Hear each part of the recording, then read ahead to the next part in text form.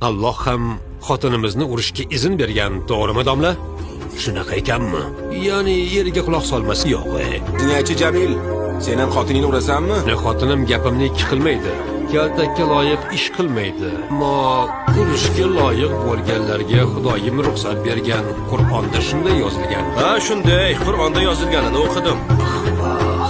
Nimalar deyapsiz? Alloh erkakka ayolga qo'l ko'tarishiga ruxsat berishi mumkinmi? Kun bo'lganida payg'ambarimiz ham xotinlarni urgan bo'lardi.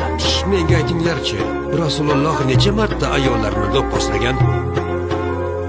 Ana payg'ambar alayhisalomga ayolga qo'l ko'tarishni munosib ko'rmadingiz-a?